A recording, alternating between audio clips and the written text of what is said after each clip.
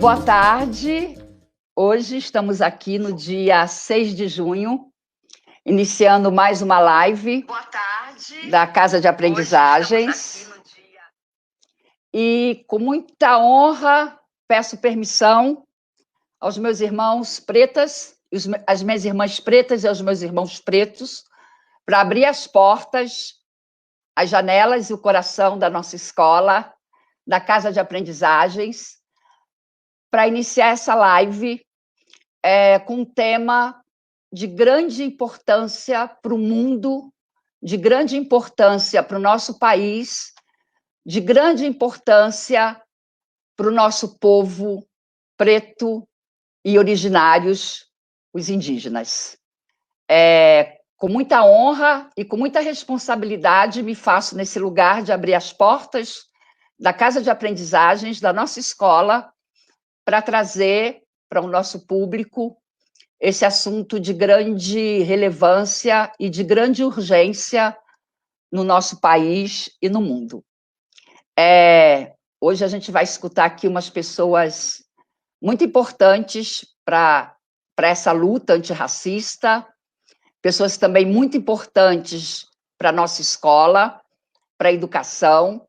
Logo, logo eles vão estar se apresentando. Eu tenho a Aline Caruso, que é uma educadora da nossa escola, que muito nos honra a sua presença como educadora. Temos o Edinaldo Chocolate, um educador também da nossa escola. Temos como convidados a Solange, que é uma educadora da EMEI Nelson Mandela, EMEI aqui, uma escola de educação infantil da cidade de São Paulo, que tem um trabalho super bacana, super bonito e importante, ela vai falar sobre isso. Temos o Mestre Peu, um educador popular, que vai logo se apresentar também, e a Paula Reis, uma educadora, uma atriz, uma mulher que está aí nessa luta há muito tempo e que é mãe de um ex-estudante da nossa escola, do Gagael. Então, tem essa ligação também com a Casa de Aprendizagens, que vai estar organizando, mediando e participando desse diálogo que a gente abre agora para vocês. Eu queria pedir a permissão para ler um texto, que ele é super importante, de um livro chamado Superando o Racismo na Escola, do Munanga. Ele diz que não existe leis no mundo que sejam capazes de erradicar as atitudes preconceituosas existentes nas cabeças das pessoas. Atitudes essas provenientes de sistemas culturais de todas as sociedades humanas. No entanto, cremos que a educação é capaz de oferecer, tanto aos jovens, crianças, como aos adultos, a possibilidade de questionar e desconstruir os mitos de superioridade e inferioridade entre os grupos humanos que foram introjetados neles pela cultura racista na qual foram socializados. Essa transformação fará de nós os verdadeiros educadores capazes de contribuir no processo de construção da democracia brasileira, que não poderá ser plenamente... me perdi aqui, mas já volto. Que não poderá ser plenamente cumprida enquanto perdurar a destruição das individualidades históricas e culturais das populações que formaram a matriz plural do povo e da sociedade brasileira. Eu abro essa nossa live com esse texto do Munanga, onde ele coloca a importância da educação antirracista nas escolas. E a nossa escola sempre teve em seus princípios e posturas a luta pela justiça social e pela igualdade de direitos, principalmente no que diz respeito à diversidade humana e ao pluralismo cultural.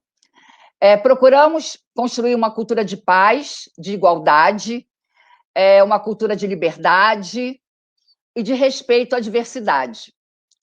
Lá na escola e nas nossas vidas, acreditamos que a reflexão sobre a diversidade seja o ponto de partida de nossa caminhada rumo a essa transformação, rumo à desconstrução conceituais e pensar uma outra prática dentro da escola. A gente vem, ao longo desses anos da existência da escola, 14 anos, procurando trazer essa discussão através de pesquisa, de livros, nos temas que são abordados nas turmas, nas salas de aula, com nossas crianças e com nossos adolescentes, principalmente o que tange a questão racial.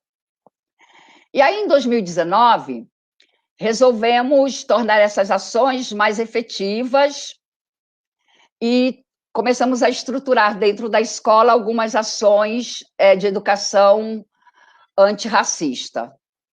E quando a gente começa a aprofundar, a gente assume perante a comunidade escolar que há racismo na nossa escola, que há racismo dentro do lugar que a gente vive, e que esse racismo provoca sofrimento presente, no aqui e agora, e também para o futuro, uma vez que, se as crianças não forem educadas de um modo antirracista, elas continuarão a ser racistas. E, sobretudo, a gente não deve aceitar essa tarefa como se não fosse um alvo de compromisso com toda a comunidade escolar. E a gente assume isso publicamente perante a essa comunidade, e a gente quer levar publicamente essas ações, que ela possa chegar em outros lugares, que elas possam se espalhar por aí.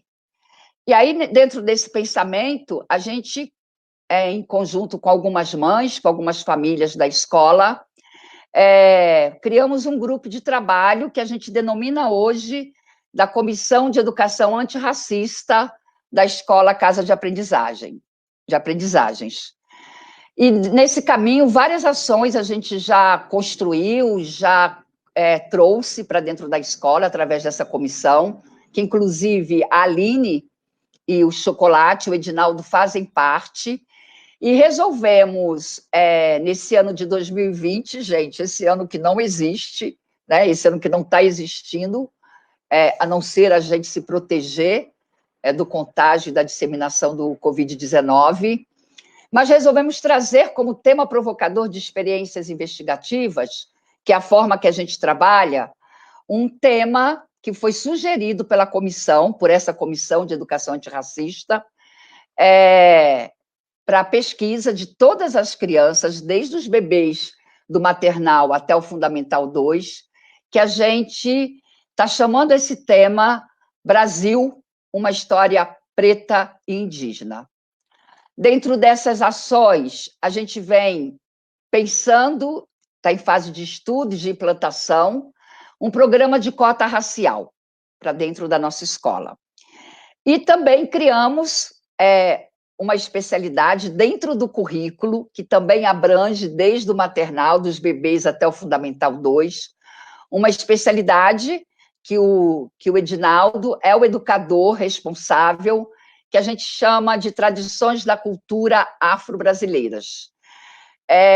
Temos como intencionalidade abrir essa discussão, né, tanto com a especialidade como com o tema provocador, abrir a discussão sobre o racismo e que as relações raciais estejam presentes na escola, que a história dos pretos, a história da África e dos africanos, a luta dos pretos no Brasil, suas manifestações culturais e religiosas que são riquíssimas e são raízes desse nosso país, valorizando a participação do povo negro na área social, econômica, em todos os âmbitos, com a riqueza e com a potência que esse povo negro tem dentro da história do Brasil. e que sejam tratados com dignidade que lhe é devida. Temos uma dívida impagável com o povo indígena, com o povo negro desse país. Sim, a gente sabe que ainda é um pequeno gesto na construção de uma educação antirracista. Esses dias ontem fiquei quase 2 horas com a Aline, né, a gente num papo, conversando sobre isso, mas o que mais a gente tem que fazer? Mas o que mais a gente pode fazer? Sabemos que ainda é pequeno, mas resolvemos não nos omitir, resolvemos não nos calar diante de situações de racismo. Decidimos fazer dessa escola e de sua comunidade um lugar de respeito à diversidade racial, social e cultural presente em nosso país. Esse esforço, por mais que ainda seja pequeno, pretende contribuir para a construção de uma educação de fato inclusiva, livre de preconceitos, democrática e não etnocêntrica, e que possa, de fato, possibilitar uma postura política, ética, diante da questão racial na educação brasileira. Vamos continuar porque acreditamos na possibilidade de um mundo melhor e mais humano. Temos esperança, e essa esperança, quando falamos que a gente tem esperança, não é a esperança no lugar de esperar, é a esperança no lugar de lutar, é a esperança no lugar de existir, resistir, de resistência. E muito simbólico é essa live no dia de hoje, onde o mundo comenta o genocídio dos nossos irmãos e das nossas irmãs pretas. Eu falo no meu lugar privilegiado de branca, mas no meu coração que é vermelho, vermelho e que nunca vai deixar nunca vai me fazer calar e nunca vai me deixar de lutar. E como dirigente dessa escola, que se propõe nesse ato pequeno de promover uma educação antirracista, eu peço licença para me retirar desta sala e dar a palavra, a voz de quem tem a dor de viver num mundo racista. Muito obrigada, minhas irmãs e meus irmãos pretos. Com licença.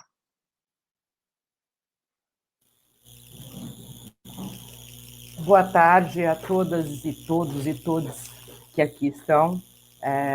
Se eu gaguejar é porque é a minha primeira live, eu estou me reconhecendo nesse lugar, mas o meu nome é Paula, eu sou filha de Francisca, mulher preta, neta de Ercília, mulher preta, bisneta de Antônia, mulher preta, tataraneta de Esteva, mulher preta nascida no ventre livre, criança liberta de mãe escravizada.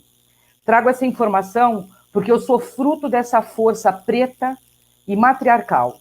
E peço a licença para vocês para saudar a minha mãe e as minhas ancestrais com uma música que eu recebi de uma amiga no Dia das Mães.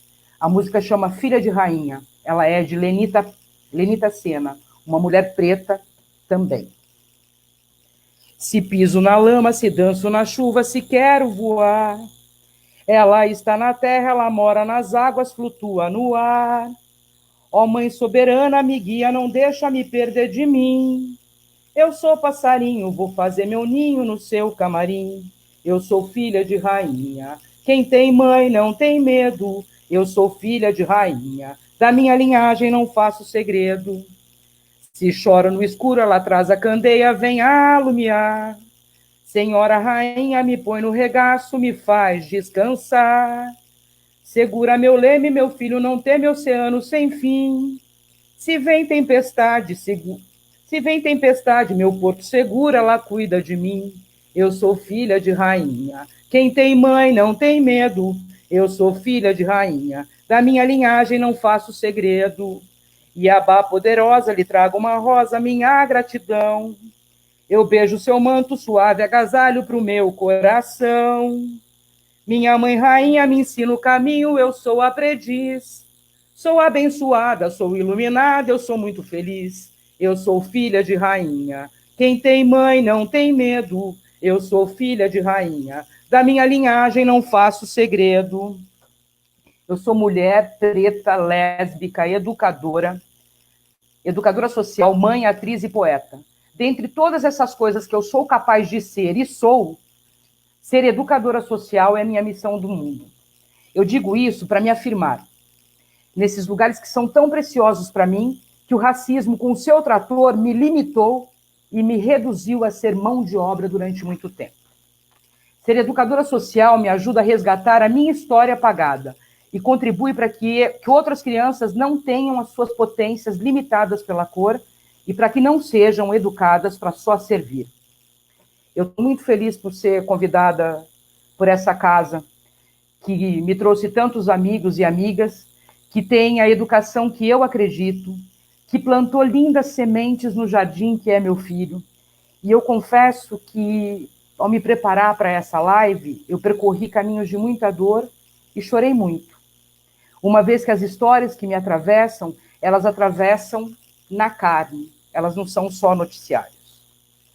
Eu posso falar de tantos atravessamentos, mas eu resolvi trazer alguns exemplos só aqui para a gente refletir. Então, ela me atravessa quando meu sobrinho, um menino de 11 anos, que é lindo, inteligente, curioso, e em tempos de pandemia, ele recebe seu conteúdo escolar há 20 dias atrás, sem nenhum cuidado, e que estão ensinando a ele a reproduzir e não estão instigando ele a ter interesse. Elas me atravessam quando eu fui comprar uma roupa com meu filho de 4 anos, quando ele tinha 4 anos. Eu sou mãe de coração de um menino branco. E eu fui comprar uma roupa. Eu, a minha ex-companheira e o meu filho numa loja. E nessa loja tinha brinquedos. E eu gosto muito de brinquedos, gente. Eu não sei se tem a ver com a falta de brinquedos da infância. Eu não posso ver um brinquedo, eu quero estar junto dos brinquedos. E aí o meu filho, sabendo disso, me chamou para o lado para... Mãe, vamos ver brinquedo? Nisso, a minha ex-companheira estava escolhendo a roupa. A dona da loja, que era branca, uma judia, perguntou a ela, ela é babá? É a mesma lógica da mãe, da mulher branca que deixou o menino andar do elevador. Eu poderia ter sido, naquele momento, a mãe de leite do João para aquela mulher branca. A minha ex-companheira chamou a atenção dela no sentido de, e aí, você não é judia, não sofreu também? Como que se reproduz? Mas acho que não entendeu também e vida que segue. As histórias me atravessam quando eu fui também comprar uma roupa num shopping com uma ex-namorada minha e ela precisava comprar alguma coisa numa loja e ela entrou na loja. Eu fui acompanhar. E não que eu não compre, não que eu não consuma. Eu sou uma mulher preta que produz, que contribui para uma sociedade que consome. Mas nesse dia eu tinha ido para acompanhá-la. Essa moça entrou na loja, comprou, e quando ela saiu, ela me deu a sacola para segurar. Num movimento muito involuntário e inconsciente de quem estava ali para servir, eu, no caso. A minha reação foi, e aí, sinhazinha, o que é para eu fazer com essa sacola? Eu fico pensando que são tantas coisas que me atravessam, que me atravessa a ser convidada pela casa de aprendizagens, por exemplo. É um lugar de tanta possibilidade e que tem tanto preto coexistindo. Que lugar é esse nosso que a gente está ocupando tão poucos lugares? O meu jeito assertivo de falar, por muitas vezes, foi silenciado porque, para muitos brancos, eu era violenta. Eu poderia trazer aqui muitos exemplos vividos, mas eu precisaria de muito tempo, porque, afinal de contas, são 132 anos de abolição inacabada. E o que eu quero agora aqui é deixar uma provocação. Quem é a sua referência preta? Que lugar ele ocupa, ele ou ela ocupam nessa sociedade? Ele é famoso ou ele é um Zé Ninguém? Em que lugar você reproduz o racismo? Por hora é essa a minha fala. Obrigada pelo espaço.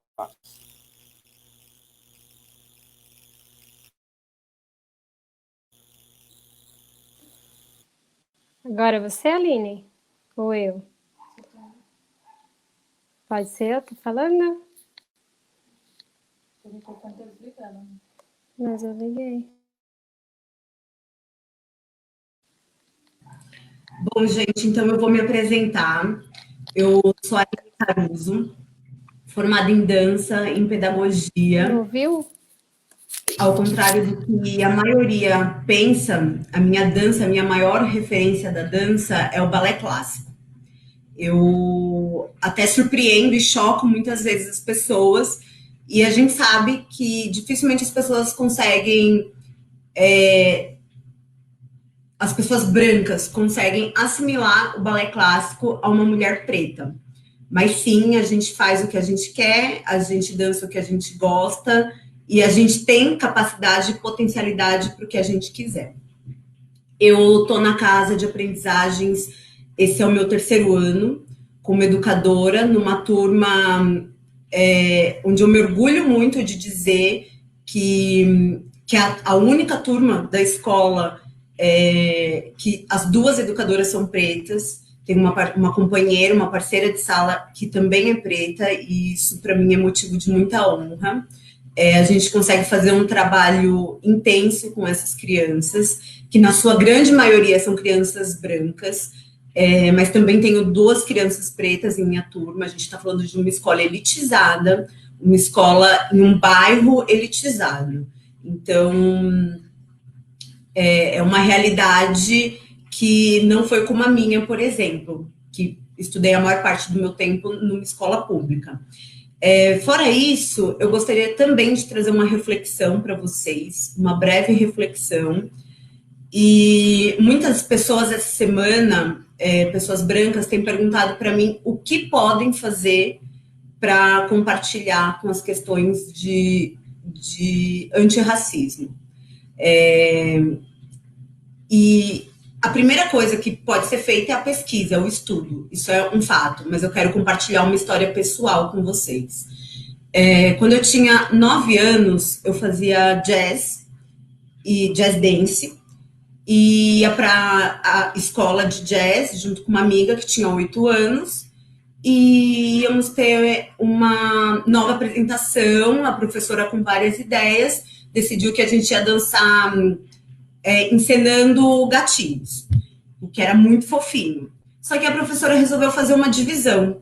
Ela fez um grupo que ia ser o grupo de gatas ricas e um grupo de gatas do lixão. Eu fui para... ela me escolheu para ser gata do lixão, e obviamente todo o grupo que era gata rica eram brancas, eram meninas brancas. E a minha reflexão para vocês hoje é: quantas vezes vocês colocaram pretos e pretas nesse lugar do lixão? Quantas vezes vocês fecharam o vidro do carro ao verem uma pessoa preta? Quantas vezes vocês mudaram do lado da calçada ao verem uma pessoa preta? Quantas vezes vocês seguraram mais forte a sua bolsa? Quantas vezes vocês não contrataram pessoas pretas? Quantas vezes vocês colocaram pessoas pretas no lixão? Solange, eu passo a palavra para você. Oi, tá dando para ouvir? Que eu acho que é a primeira vez eu desliguei o meu fone. Tá me ouvindo aí? Eu sou a Solange, sou educadora da infância, sou pedagoga e trabalho no EMEI, né? Como a Rosa falou. Trabalho na EMEI Nelson Mandela. A nossa escola vem aí desde 2011 com esse trabalho, né? Com as relações étnico-raciais, e foi um caminho longo até a gente hoje se reconhecer enquanto uma escola antirracista, uma prática antirracista. Quando eu fui convidada para essa live, eu estava no meio de muitos sentimentos, né? Que é o que está movendo a gente atualmente. E eu pensei bastante, né? A pandemia, ela... Eu já vou falar porque eu não sei cantar, eu não sou muito das artes, então eu já vou mandar ver aí com essa reflexão para a gente esquentar um pouco as coisas, e depois eu passo aí para os meus companheiros e companheiras dessa live maravilhosa, que são mais artistas que eu. Essa pandemia, ela escancarou toda a fragilidade, né? No que tange a estrutura do nosso país, né, em termos de conquistas, de quanto a gente poderia ter caminhado e ter evoluído no que se refere à equidade, né, à justiça social, e está aí, né? E eu fiquei pensando que essa pauta, nesses momentos de dor, elas ganham uma abertura maior, e fiquei me perguntando, e aí eu lanço essa pergunta para vocês também, será se a gente já não viu muitas pessoas e crianças negras e negros morrendo para a gente poder falar de racismo? Será por onde essa pauta esteve? Eu acredito que ela nos move nesse momento de dor, mas que ela se faz necessária em outros meios, em outros lugares.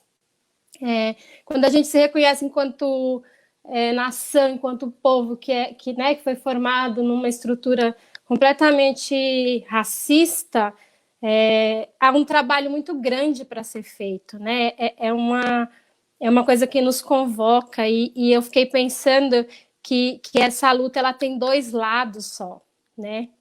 Ou a gente se assume essa sociedade racista estruturalmente, essa sociedade que fala para o negro o lugar dele, fala para o branco o lugar dele, nos separa, né, e nos coloca em desvantagem o tempo inteiro. A gente assume que a gente vive nessa sociedade e passa a não querer mais isso juntos. Né? Essa pauta não é só das pessoas negras, essa pauta também, e principalmente das pessoas não negras e brancas, enfim. E fiquei pensando desse meu lugar de fala, que é a escola, que é a infância, né? Que a educação ela tem uma parcela de responsabilidade, né, para construir esse novo lugar que a gente quer viver, que talvez agora, nesse exato momento, com tudo isso que esteja acontecendo, acredito que todas nós, né, a gente reconhece que não é isso que a gente quer. Qual o lugar de cada um, né? Qual o lugar da educação? As crianças elas chegam mais cedo no sistema educacional do nosso país, né? Elas chegam bebês, né? 4 meses, 5 meses, e elas ficam nesse sistema praticamente pela vida inteira, né? A gente estuda até enquanto adulto. E aí você olha para essas escolas, e eu falo do lugar da escola pública, que é o lugar que me dá essa permissão para falar enquanto estudante, enquanto professora, que a gente perde a oportunidade de mudança. Por que a gente perde? Onde está a pauta? E aí eu convoco as minhas parceiras de trabalho, né, as professoras, as coordenadoras, as diretoras. Onde está a pauta, né, sobre as questões raciais na sua escola? Né? Onde está a pauta das relações étnico-raciais? A Lei 10.639, que é de 2003, que é uma adolescente, se eu não me engano, deve estar com 17 anos. Né? Então, essa pauta ela acontece quando na escola? Nas escolas, nas reuniões pedagógicas, né? Nas escolas particulares. Né? Eu não quero... tem essa coisa, né, do lugar de fala, que é um meio que a gente encontrou, né, de dar voz para quem não tem, mas as pessoas não negras elas têm um papel fundamental. Né? O diálogo sobre as questões raciais, ele não tange, ele não cabe só à raça negra, né? Os brancos, né? A raça branca também. Então, a gente fala desse lugar, dessa dinâmica, né? Que foi criada aí como uma doença que a gente tenta, né, e vencer, tenta sarar, tenta cuidar, e a gente só tem retrocessos, né, no que tange ao poder público, que também é um lugar que tem essa responsabilidade, as políticas públicas, as cotas, enfim. São muitas coisas para falar, porque são muitos sentimentos, mas eu deixo essa pergunta, né, eu quando recebi o convite, eu fiquei muito grata à Rosa, né, e à Casa de Aprendizagens por abrir esse espaço.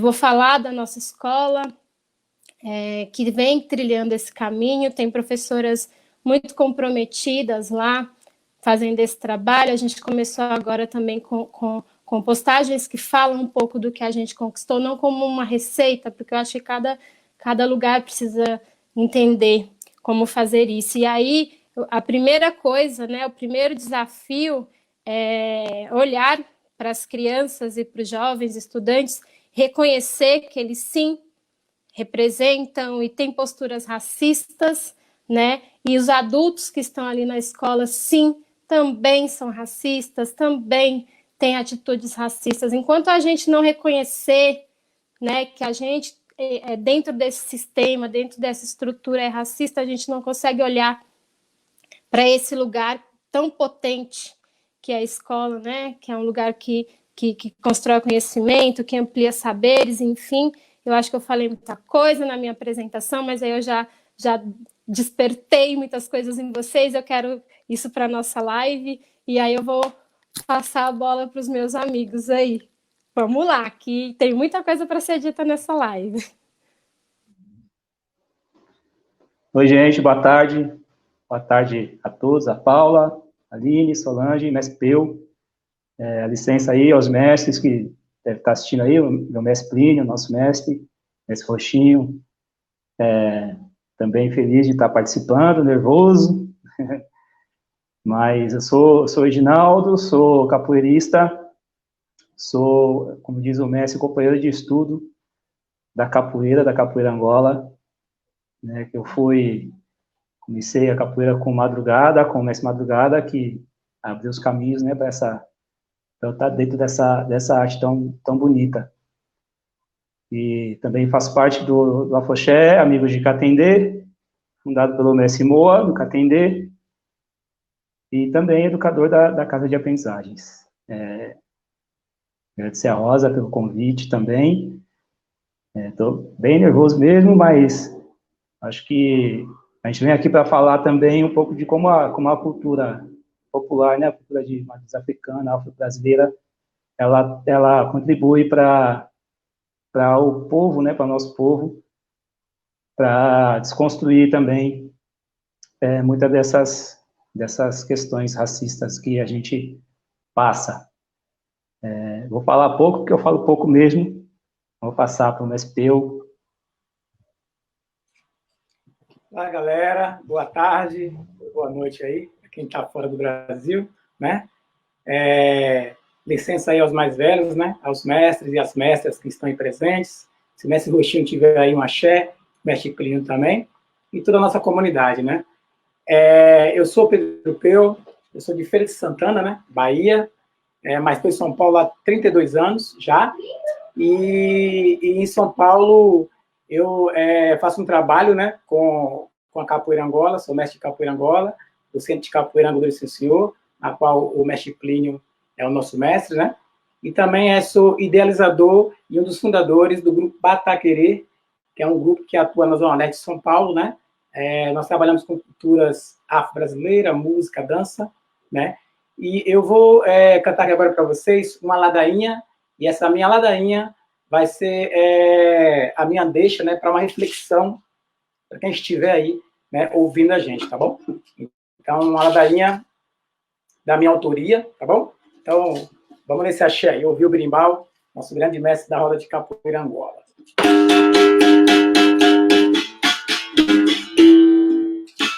Yeah! O mundo está virado. O mundo está virado, eu não sei como é que pode, num país aí como esse, o povo morrer de fome.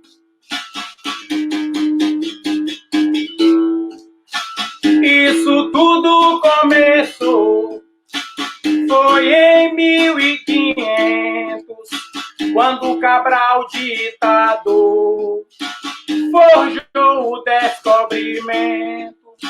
Quando Cabral ditador forjou o descobrimento.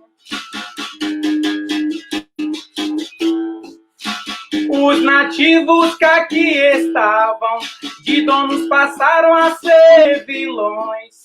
de produtores a ser produto da tal colonização. Depois trouxeram os africanos, mar adentro na embarcação, sem saber o seu destino, no meio da escuridão. Sem saber o seu destino, colega velho, no meio da escuridão. Debaixo de sol e chuva, erguerão a nossa nação. Depois de tudo encaminhado, aconteceu o esperado. Foram jogados morro adentro, sem nenhuma indenização. Foram jogados morro adentro, sem nenhuma indenização. A escravidão não acabou, só mudou foi o cenário. Trabalhadora trabalha muito pra ganhar uma mixaria. Oh, meu Deus, onde vai tá, colega velho, essa tamanha covardia? Escravidão não acabou, só mudou foi o cenário. Trabalhador trabalha muito pra ganhar uma mixaria. As mazelas do passado refletem hoje, meu irmão. Muitas crianças nas calçadas, dormindo aí no relento, enquanto muitos sossegados, colega velho, nos seus apartamentos, com o dinheiro dos impostos que pagamos todo dia. A saúde é uma tristeza, colega velho, educação é agonia. A saúde é uma tristeza, educação é agonia. As guerreiras e os guerreiros que lutaram no passado mandaram axé pros novos quilombos seguirem por seus legados. Camarada, viva Deus no céu, viva Deus no céu. Camarada, oi, ai, ai, viva meu mestre, viva meu mestre. Camarada, olha, viva as minhas mestras, viva minhas mestras. Camarada. E aí?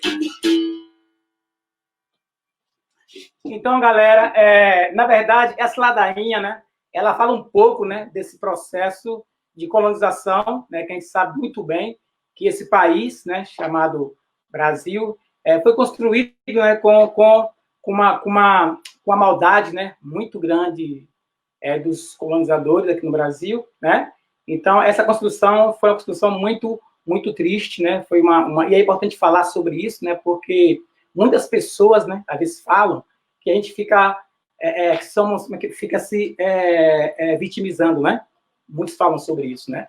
E, na verdade, não é vitimizar, não. É falar a real, porque, às vezes, é preciso falar a verdade, né? Falar direto com as pessoas, para a gente perceber que essas mazelas, né, que foram causadas no passado, né, refletem hoje, até hoje, né?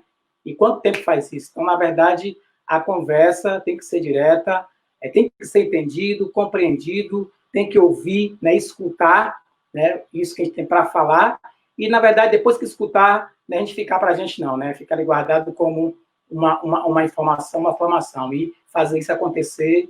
Então, tem perguntas mais para frente aí, e depois eu volto a falar um pouco sobre a importância, né, dessa educação popular, esse conhecimento popular, para nossas crianças e para a gente também, né, o quanto isso foi importante para a gente e está sendo, tá? Então, muita axé, vamos falando e depois a gente volta de novo. Salve!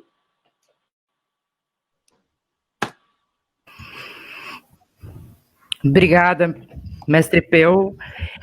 Alguém comentou aqui nos comentários, na verdade não foi uma pergunta, mas eu resolvi chamar a palavra para mim, porque alguém comentou sobre a discriminação, discriminação por cor de pele. O colorismo foi inventado pelo racista. O colorismo é um jeito dele apartar todos nós pretos e nos reduzir a capitães do mato, nos reduzir a mucama. Então, a pele mais clara vai ali, tem outros fazeres, inclusive ser melhor que nós, mais retintos, que os retintos.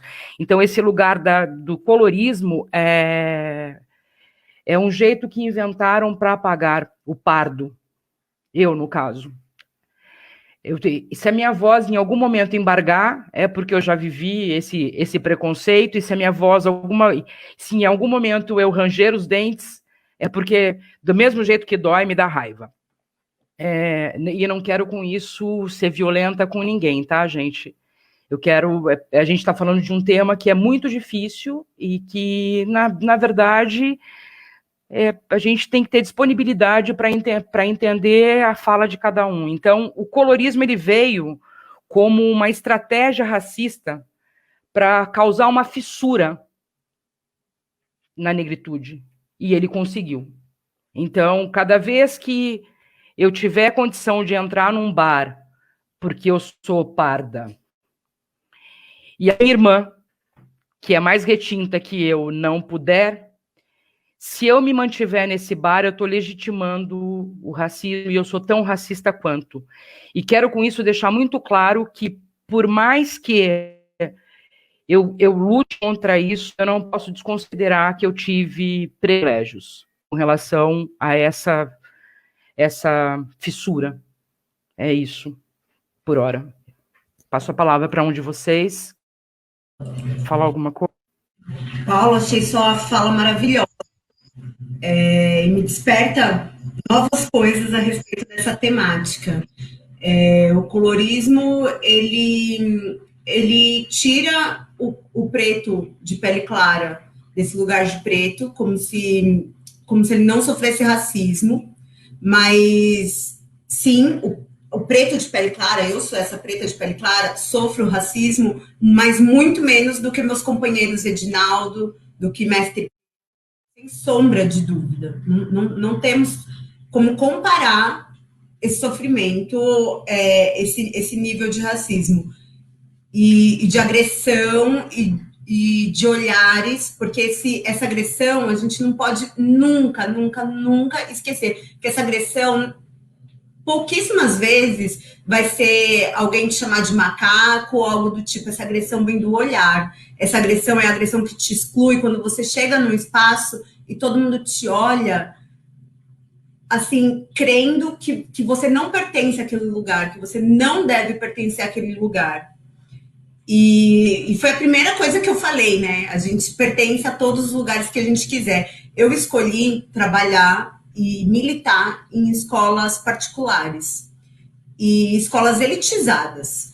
E eu percebi o quão isso é importante quando eu trabalhava numa escola que fica na Paulista e que só tinha eu e mais uma professora negra, de um quadro de 3.000 funcionários. Todos os outros pretos e pretas estavam na faxina, na cozinha, e eu andava com as crianças de turbante, eu ia com roupas étnicas, e aquelas funcionárias que me viam tinham um brilho no olhar. Elas viam a chance delas de saírem dali, a chance delas de mudarem de lugar. Então, muitas começaram a estudar, começaram a fazer faculdade, eu ficava felicíssima, é isso que eu quero, é isso que eu acredito. Mas eu também sei que, por mais que a gente estude, isso não é o suficiente. Existem muitas portas, e são a maioria dessas portas que vão fechar para a gente, independente de qualquer coisa. E vão fechar muito mais para os meus companheiros, os meus irmãos que são retintos, do que para mim. Talvez, se eu fosse retinto, eu nem teria entrado naquela escola lá da Paulista. Essa é a verdade. Mas eu passei 2 anos ali, existindo, resistindo e causando, e por fim eu fui demitida, porque é um clássico da branquitude. Quando a gente toma um lugar de fala, quando a gente se coloca, eles nos tiram. E aí eu queria aproveitar, eu vi uma pergunta que a Paula selecionou, que eu achei bem interessante. Eu não sei se é Mimi ou Mimi, que pronuncia, mas foi essa pessoa, essa mulher, que lançou a pergunta. Ela fala a respeito como criar uma criança antirracista se o racismo existe dentro da família. Então, minha amiga, eu vou te dizer, é muito mais difícil porque o racismo não existe só dentro da família, o racismo existe em toda a nossa sociedade. O racismo ele é muito mais profundo, cruel, do que se fosse só dentro da família. Não é. E é um trabalho de formiga, porque essas crianças, elas crescem e vão crescendo com falas racistas, porque elas vão percebendo. Logo no começo eu disse, você está dentro do carro e fecha o vidro porque está vindo um preto, a sua criança que está lá no banco de trás, ela está percebendo esse movimento. E ela vai crescer sabendo de quem ela tem que ter medo. Então, a sua preocupação não é só com a família, não. Sinto muito dizer, mas a sua preocupação é muito mais extensa. Ela é social, ela é grande e ela é cruel. E o que eu faço hoje, eu não tenho filho, tá? Então eu não sei dizer nesse lugar de mãe e filho. Eu acho que a Paula tem muito mais potência para falar sobre isso, quando a questão é mãe e filho, porque ela é mãe. E eu sei, eu posso te dizer e mostrar, apresentar projetos, o que eu penso dentro de um ambiente escolar. E do que eu vejo no meu dia a dia, porque eu sou uma pessoa que, se eu vejo, eu falo. Eu não deixo passar na minha frente percebido. A Sol também pode super se aprofundar nisso, mesmo não sendo mãe, mas pode super se aprofundar nisso. Então, eu vou passar a bola para os meus amigos, essa pergunta aí da Mimi.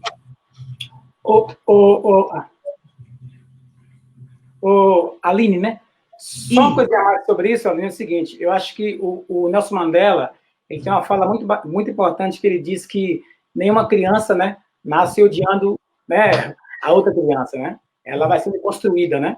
Então, acho que a primeira coisa nesse sentido é o pai e a mãe, né, assumir que existe o racismo e que ela também tem ações racistas, né? Eu acho que a primeira coisa é você assumir, porque quando você assume isso, você vai se aprofundar, vai refletir e vai, a partir das histórias, né? Por exemplo, a minha ladainha que eu cantei, quando você pega essa ladainha que você fala para o seu filho que esse povo foi jogado na rua, depois de levantar essa nação toda, tem direito a nada, né? Foi para as margens, né? E aí ela fica exposta, né? À marginalidade, né? Sem nenhum apoio do Estado, nada, pelo contrário. E aí ela vai entender, essa criança, por exemplo, né? Por que esse povo negro teve que ficar na rua aí às margens e sendo mal visto pela sociedade. Então, acho que é importante a gente começar as pessoas aceitarem isso de fato, refletir sobre. E eu queria voltar só um pouco em relação à questão do tom de pele, né, que vocês falaram um pouco antes, né? Eu morava na comunidade chamada Sapolândia, né? Chama Sapolândia, Emílio Matarazzo, morei lá por 15 anos. E aí teve uma vez que eu estava saindo da porta de casa, dentro da comunidade, né? E a comunidade, ela ainda não estava urbanizada, né? Era ainda terra e tal. E eu saindo da porta de casa, e aí eu fui abordada pela polícia, né? E aí a polícia, eles me abordaram, eu parei, né? Fiquei na parede lá e tal, me revistaram, e depois eles continuaram ainda com a arma apontada para mim, né? E aí eu falei, ó, você pode abaixar a arma, porque eu já não tenho nenhuma ameaça contra vocês, né? E aí o cara não abaixou e falou assim, eu falei, mas abaixa a arma, por favor. Ele, quem é você? Eu falei, ó, eu sou o Pedro, e eu conheço, né, sobre meus direitos, sei dos meus direitos, né? E você pode abaixar a arma, né? E aí começamos a discutir, brigar, e aí começou a rolar uma briga, feia mesmo. E eu, naquele tempo, né, capoeirista, né, jovem, né, no movimento negro, cheio de energia, falei, não vou baixar a cabeça para esse rapaz, não. Nem começamos a discutir, ao ponto dele puxar a arma, e eu meio que para cima dele. E aí veio outro rapaz policial para me agredir, né? E esse rapaz, ele era negro. Dá para ouvir, eu acho. Claro, né? De pele, né, clara, mas era negro. Você ouça para você me falar como é que tá. Oi? Então, assim, e aí ele era negro de pele clara, e eu conversei com ele, falei, rapaz, você não é um homem negro e tal, mas eu não sou negro, né? E aí o chefe dele, que era sargento, entrou na conversa e falou, mas por que você está chamando o rapaz de negro, né? O sargento, né? Eu falo, eu estou chamando ele de negro, eu tenho consciência que ele é um rapaz negro, eu estou conversando com ele de negro para negro sobre a postura de vocês aqui dentro da favela, né? E aí ele começou a discutir comigo, policial, e então quer dizer, é isso, né? Infelizmente, nós temos alguns irmãos que, né, tomara que ele tenha refletido sobre isso, né? Tenha se reconhecido, mas é isso, né? É um sistema que ele pega esse lugar de uma pessoa que não se assume às vezes, né? Para poder colocar contra você mesmo, né? Ou seja, o sistema, ele acha isso interessante, né? Que você não se assuma, que você vem oprimir o outro, né? Então, eu acho que essas questões são questões muito importantes e eu estou colocando isso. Por que eu colocando isso? Porque isso aconteceu comigo, né? Então, não é história do passado, é história presente, né? Então, acho que essas questões primeira coisa é assumir, voltando agora à pergunta da moça, é assumir que realmente a galera é racista mesmo e conversar com seu filho sobre isso, mas profundamente, né? Não superficialmente, e sim profundamente sobre a história do povo preto aqui no Brasil e no mundo, né? É isso. Eu queria voltar só um pouquinho na apresentação da Aline ali, quando ela falou da questão de ver poucas pessoas pretas, né, em cargos que não seja na limpeza, na faxina, não que esses cargos sejam menores, né, pelo contrário, né, sem essas pessoas também a coisa não anda, elas precisam, são cargos e funções tão importantes quanto a de um professor, por exemplo, né, que tem muita coisa para ensinar também, né, e aí na própria escola, e eu não estou falando da escola, que é uma coisa da escola, né, mas eu estou pensando aqui e jogando para ver também como é que a gente pensa nisso, né, na escola mesmo, na portaria é preto, na faxina é preto, na cozinha é preto, sai um preto, entra outro preto na faxina, né? Mas não tem, professores são poucos, coordenação nenhum, e aí eu estou falando da escola porque eu estou lá, né? Mas isso é geral, no mundo todo. E eu estou pensando por que é isso, né? E aí eu estou dizendo que não é a coisa da escola, porque eu sei que não é, porque eu estou lá, né, vendo, né? Porque eu estou lá trabalhando, estou vendo como é. E aí eu fico pensando, né? Essas pessoas, o povo, nosso povo preto mesmo, assim, não tem essa abertura para estar em outros cargos, né? Por que não tem essa abertura? Né? E aí, falando dos detalhes que a Aline está falando, é isso mesmo, a gente entra no mercado e é logo seguido, né? Geralmente já é logo seguido. Ou é um olhar que só quem percebe é a gente mesmo, porque o olhar é para a gente. Né? Então, acho que também passo por isso, acho que todos nós passamos, e fico pensando nisso, como que a gente muda isso e como que as pessoas veem isso, né? Posso, Aline? Sobre essa pergunta, né, sobre as crianças, né? Então, anteriormente eu falei sobre essa potência que a educação tem, né, na nossa estrutura, porque não tem como só culpar a família, né? Se a gente fala de um sistema, né? Se a gente fala de um racismo estrutural, ele permeia tudo, né? Ele permeia tudo e todos, né? Então, se a minha criança, né? Se essa criança chega nessa escola, nesse sistema, com 0 anos de idade, essa família vai ficar nesse sistema por quanto tempo, né? Então, se ele fica aí no mínimo 17, 18 anos, né? Se a gente falando na educação infantil, no fundamental, até chegar no médio, é um período importante. E aí a gente vai falar, eu vou trazer uma outra coisa que eu acho muito potente, é quando a escola reconhece seu território, né? Quando a escola não pode se fechar como esse lugar único de produção de conhecimento, né, de construção de conhecimento, ela precisa se abrir para a comunidade, porque daí o caminho para educar a criança e a família, né, ele é encurtado, né? E aí não é porque a família chega sem conhecimento ou a criança, não, é porque juntos a gente consegue educar as crianças e as famílias no que tange uma educação antirracista. Não dá para a gente falar de educação antirracista que faz o seu trabalho dentro da escola e esquece a família.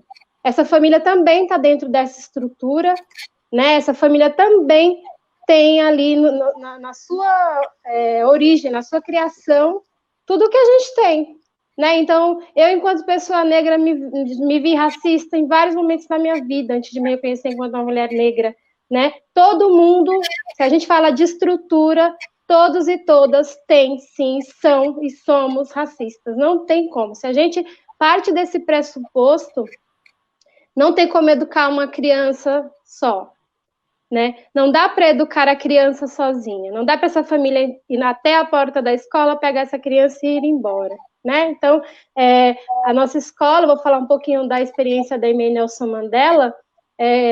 Se vocês não conhecem, por favor, nos sigam nas páginas, no Instagram e no Facebook. No Facebook nós somos EMEI Nelson Mandela 2020 e no Instagram EMEI Nelson Mandela. Foi um caminho longo trazer a comunidade para dentro da escola, né? Porque quando você começa um trabalho que trata das relações étnico-raciais, você desperta muitos sentimentos, né? Então, a nossa escola, ela sofre ali uma agressão, né? Na história da escola, eles desenham no muro, vamos lutar pela educação das nossas crianças brancas e colocam suásticas no muro, né? Quando começa esse trabalho com as relações étnico-raciais. E ali, olha só, olha que importância tratar desse assunto dentro da escola. E ele é um desafio para nós até hoje, porque as crianças ficam na escola 2 anos, então as famílias ficam e as famílias vão. Então, o que eu estou trazendo na minha fala e o que eu quero trazer para todos é que, assim, a escola não é responsável pela educação das crianças somente. Se a gente reconhece a escola como uma potência, né, de construção de conhecimento, de ampliação de repertório, enfim, né, essa potência que a escola tem, por que não, né, formar também as famílias, né? Então, senão o nosso trabalho ele acaba, né? Então ele só na criança ele não vai crescer como a gente quer. Então, quando eu falo que do pedaço, né, de cada entidade, de cada instituição para a construção de uma sociedade menos racista, né, mais igualitária, enfim, também é parte da escola, também é responsabilidade da escola a educação, né, nessa perspectiva da família também precisar ser educada. Porque, primeiro, antes de tudo, como eu falei da formação, não falei da formação ainda, né?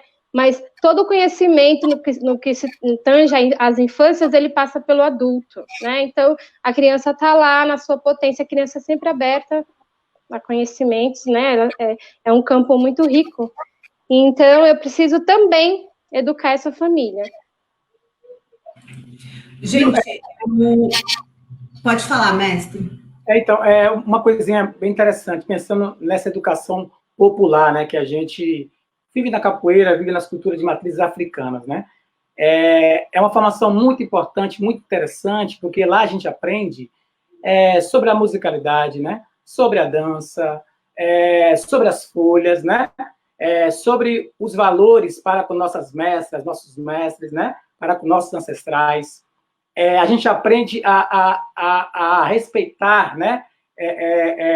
As diferenças. A gente aprende na roda da capoeira, na roda do jongo, na roda do samba de roda, a acolher, né? A compartilhar os saberes, né?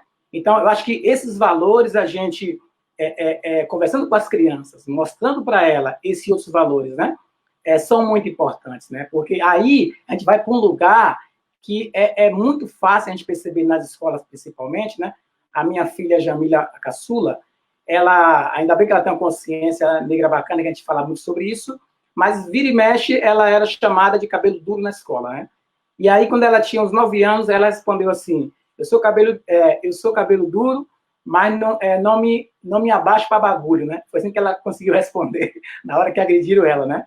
E aí a gente foi conversando muito sobre isso, muito sobre isso. E aí tem os preconceitos, né, que são as violências, né, que a gente tem, que isso vem em forma de brincadeira, né, de brincadeiras que já está tão no nosso vocabulário, né, que a gente fala isso às vezes sem, neguinho é fogo, né, por exemplo, né, Então, são coisas que estão no nosso vocabulário, que tem que tomar muito cuidado, né, para a gente ficar atento, que são essas violências que, às vezes, as crianças fazem, os pais, às vezes, escutam e dão risada ou falam, para com isso, né? Então, acho que tem que aprofundar essas conversas, né? E também a gente vê muito esse preconceito com o nordestino, né?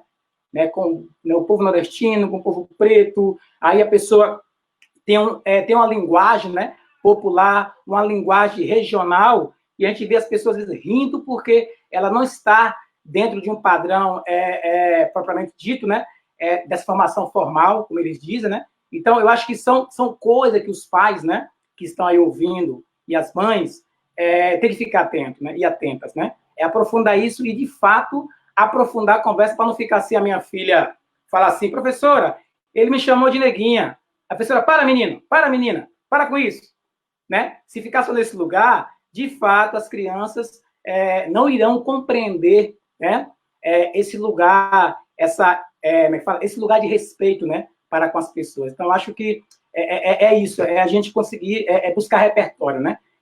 Perguntar, quando tiver dúvida, né, para uma mulher preta ou homem preto, como que ela pode se comportar, ou ele pode se comportar em uma situação dessa. Então, acho que são observações importantes, né, em relação às crianças, que são coisas que estão aí, ó.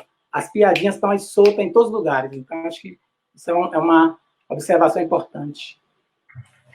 Só né, fazendo um comentário sobre o que o Edinaldo trouxe, né, da estrutura das pessoas que trabalham na escola, né? Então, tem essa lógica, né, Edinaldo, que nos coloca em lugares diferentes nos ambientes de trabalho, na vida, né? E quando a gente fala dessa escolha, né? Todas as pessoas que estão nos ouvindo agora, ou todas as pessoas que trabalham em educação, principalmente, que hoje o tema também é exatamente esse, precisa repensar, né? Precisa criar meios para mudar essa lógica, né? Porque é uma lógica imposta, em que todas as pessoas negras elas vão trabalhar nessas áreas de serviço, né? E toda a parte intelectual, né, que move a parte da inteligência, da construção de conhecimento, fica com as pessoas brancas. Então, o caminho, na verdade, eu falo da escola pública, né? Então, na rede municipal, todos os serviços são terceirizados, o que já traz para a gente essa lógica quadrada, sem a gente poder, enquanto escola, fazer muitas mudanças, né? Então, o nosso caminho lá na EMEI Nelson Mandela, nessa construção da nossa comunidade escolar, primeiro foi derrubar esse muro que nos separa ali dentro dessa escola. Então, esse é um trabalho da Cibele Raci. A Cibele foi diretora por muitos anos na nossa escola e foi ela que começou, que construiu também toda a nossa história. Não dá para falar da EMEI Nelson Mandela antes EMEI Guia Lopes e não falar da Cibele. Então, as pessoas que trabalham nessas áreas de serviço, hoje na escola são reconhecidas como educadoras. Então, educadoras da limpeza, educadoras da cozinha, educadoras da secretaria. Por quê? Né? Porque tem algo que nos prende ali, nos separa, que são os cargos, né? Eu sou servidora pública, assim como as outras. Então, todos os adultos da escola são educadoras e educadores. Todos participam dos projetos pedagógicos da escola. Todas as pessoas, inclusive as crianças, são responsáveis pela limpeza do ambiente. Então, você cria um ambiente comunitário em que todos nós ali nos vemos como iguais. Tem uma estrutura que nos separa, sim. Ela é difícil na escola pública, mas ela é possível, né, de ser quebrada, e a gente conseguiu fazer isso. Então, tem uma educadora da limpeza nossa que chama Tati, e ela foi, se eu não me engano, na Unicamp falar do nosso projeto, e lá eles abriram, né, para perguntar se não era desvio de função. Então, eu vou falar uma coisa para vocês, né? Quando a gente quer romper com a lógica do racismo, se a gente quer defender a educação antirracista, a gente primeiro tem que olhar para dentro da nossa estrutura. Que escola que eu estou hoje? Como ela trata as pessoas negras que estão lá? Que lugares que elas ocupam? Então, se na escola não tem, né, professoras negras, precisa ter, não como lugar de auxiliar. Se eu quero começar esse, né, eu vi a live, adorei, eu vi que a situação está muito difícil, eu quero construir uma educação antirracista na minha escola. Eu vou olhar para ela, sendo negra ou não, né, sendo uma diretora negra ou não, e vou tentar mudar essa realidade, porque ela impera em todos os outros lugares, e a escola que aceita isso, ela está naquele lado que eu falei, só tem dois lados, né, ou eu estou na educação, eu estou contra, né, ou estou para uma sociedade antirracista, uma educação antirracista, né, ou eu estou do lado de que insiste em manter essa lógica, né, dessa estrutura, né, desse racismo estrutural. Então, tem uma coisa que a gente construiu na nossa escola, que aí eu vou falar da formação, né, eu vi aqui uma coisa sobre a resistência, né, tem uma coisa que falar sobre racismo, né, trazer as relações étnico-raciais para dentro da escola e para a nossa vida, que mexe muito com tudo, né? As pessoas falam, vocês só falam disso. Sim, precisa falar. E olha, o quanto a gente já falou, e hoje a gente está tratando disso por questões que ainda não foram resolvidas, né? Ainda não foram sanadas. Então, eu preciso também olhar para esse lugar do incômodo, né? Incomoda quem? Falar sobre as relações étnico-raciais dentro da escola. Quem fica chateado? Quem fica incomodado, né? Então, é isso, o lugar comum, né, de fazer as coisas como a gente sempre fez, não cabe mais dentro da escola, né? É preciso olhar e é preciso querer mudar. Então, se eu não tenho pessoas negras em outros cargos e eu penso numa educação que se liberte disso, eu vou criar meios para isso acontecer. E aí, acho que eu vi uma pergunta também sobre isso, como a gente conseguiu, né, construir essa relação na escola, de que todas são educadoras, educadores. Eu acho que o caminho é esse, é quebrar a lógica, porque a lógica está nos colocando em lugares diferentes na sociedade. Se a gente não concorda com ela, então a gente tem que ir para cima mesmo, tem que derrubar essa lógica, senão a gente não vai sair do lugar. Eu fico muito feliz com a sua fala, porque na nossa escola a gente, há um tempo, tem levantado essa questão, somos todos educadores. Isso aí que eu ia falar. E você ensina muito pra gente. Você traz com mais escureza essa questão, porque a gente está engateando, a gente está aprendendo, as coisas estão acontecendo num ritmo de mas estão acontecendo. Então, só de ver essa mudança e saber que tem um lugar que faz isso com mais propriedade, que se a gente precisar, a gente dá uma corridinha até você, já conforta o coração. Eu queria falar um pouco, que perguntaram como para Sol, né, como funciona a EMEI na casa, e questão de educação antirracista, se tem professores que têm resistência e tal. Falando pela Casa de Aprendizagens, as pessoas não têm declaradamente nenhum tipo de resistência. As pessoas entendem, abraçam, mas alguns ainda têm dificuldade de estudar a temática e sempre recorrer ao Edinaldo, a mim, a Dandara e aos outros pretos e pretas que estão na casa. É importante falar com a gente? É importante, mas mais importante é estudar, é se aprofundar. A Rosa sempre fala que fica com medo, vai memorizando novos, com medo de falar alguma bobagem. Eu falo, Rosa, se você falar bobagem, fica tranquila que a gente vai te dar um corte e tá tudo bem. Então, o não ter resistência não existe. Existe, às vezes, uma preguiça de se aprofundar em temáticas. Na temática, existe uma preguiça de estudar, de dar a cara a tapa, de se dedicar, de se aprofundar, de pesquisar artigos. A gente tem inúmeros autores e autoras pretos e pretas. A gente tem muitos intelectuais pretos. Não existe desculpa, né? No pleno 2020, com internet, e joga no Google, você acha tudo, acha PDFs, enfim, o acesso ele é fácil. Então, o que eu sinto é que às vezes rola ainda preguiça e eu quero morrer. Eu já cansei de falar que eu não sou afro-Google, que eu só vou responder quando a pessoa vier com algum embasamento. Se chegar sem saber nada, querendo que eu dê tudo, querido, pra cima de mim, não. Essa do Afrogugu foi engraçada, mas tudo bem. Essa é maravilhosa. É sobre a resistência, né? Então, eu vou trazer de novo a palavra formação, se eu não trouxe aqui, vou trazer. Então, eu acredito, nós acreditamos, né? E foi o caminho que a gente seguiu, né? Ninguém dá aquilo que não tem. Isso é um fato. E se tratando das relações étnico-raciais, isso mexe com tudo. Tudo que a gente acreditou ser o certo até agora, né? Tava tudo tão bem, tava tudo tão quietinho, cai por terra, porque é necessário. Para você construir algo novo no que tange as relações, no que tange uma educação antirracista, você precisa derrubar muitos muros, né? A resistência, ela acontece sim.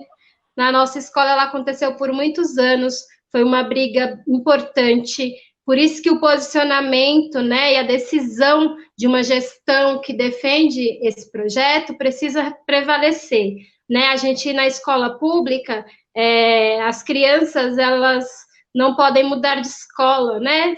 Se a família não gosta daquela educação, não gosta daquela temática, ela não vai pegar o filho dela e sair, né? O que acontece muito, né, mais comum na escola particular. Mas as professoras podem sair, né? A gente tem um concurso de remoção anual. Então, o que a escola escolhe fazer? Educar as crianças, promover uma educação que seja libertadora, que traga o que a escola acredita ser conhecimento. Então, a resistência, ela existe sim, mas hoje a gente já construiu um outro grupo, acho que desde 2011 esse trabalho conseguiu chegar nesse lugar de ser reconhecido hoje como uma escola que promove a educação antirracista. Foi um caminho bem longo, né? Então, a resistência, ela anda lado a lado com o desconhecimento, né? Então, tudo aquilo que eu não conheço, eu vou ter medo, eu não vou querer ver, tudo aquilo que mexe intimamente comigo também eu vou me afastar. Cabe, sim, à escola promover esses lugares de conhecimento, né? Não dá para só querer que uma professora do nada, né, fale com as crianças sobre racismo, ou traga referências negras importantes para as crianças acessarem, se ela também não conhece, né? Porque nós não tivemos isso na nossa formação, né? Então, não dá para cobrar sem você oferecer. Então, eu acho que na nossa conversa, quando a gente se encontrou a primeira vez, eu falei, eu faço questão, né? Eu escolhi a educação infantil, eu escolhi militar, né, por um lugar melhor para viver, né? Eu defendo a educação antirracista dentro de uma escola de educação infantil. Todas as pessoas que quiserem aprender, né? Isso demora, Aline, né? Todas as pessoas que querem aprender sobre o que a gente faz, eu estou disposta a dividir o que eu aprendi. Porque cada pessoa que eu paro e vou investir nela sobre tudo que eu aprendi sobre racismo, é uma pessoa a menos no mundo, sabe? Pelo menos nesse mundo que a gente convive. É uma pessoa que vai saber um pouquinho mais, né? É uma pessoa que vai olhar para si e vai enxergar. Se eu não pensar assim, né?